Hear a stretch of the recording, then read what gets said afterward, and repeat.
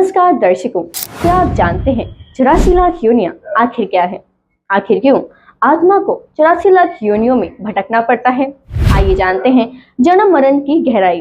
दर्शकों, 84 लाख योनियां आखिर क्या है? सनातन धर्म के अनुसार हर आत्मा को जन्म मरण के चक्र में घूमना पड़ता है, जिससे आत्मा को कर्म के अनुसार जन्म लेना पड़ता है।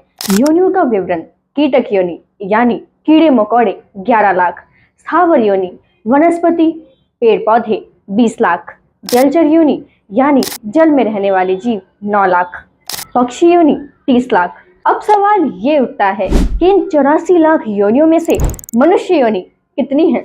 इन 84 लाख योनियों में से लगभग 4 लाख योनि ही मनुष्य जैसे चेतन जीवों की मानी गई है, क्योंकि मनुष्य जीवन बहुत ही दुर्लभ और महत्वपूर्ण है, क्योंकि यही एकमात्र अवस्था है जिससे मोक्ष संभव है। मानव जन्म एक अवसर है जो बार बार नहीं मिलता।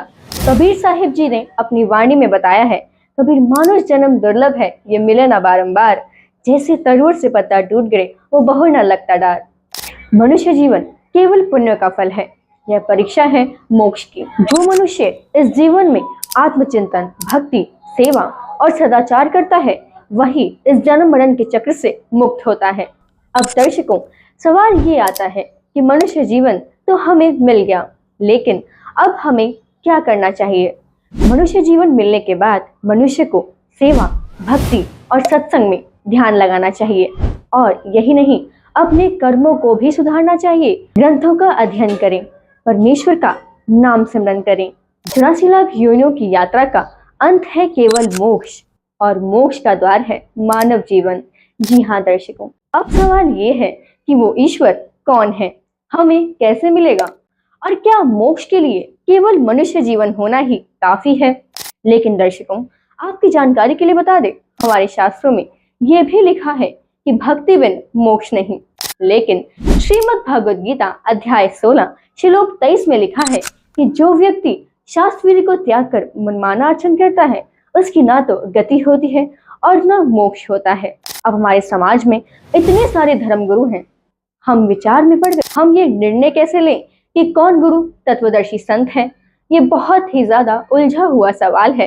लेकिन दर्शकों, आपकी जानकारी के लिए बता दें, ये सवाल का जवाब भी हमारे शास्त्रों में ही लिखा है।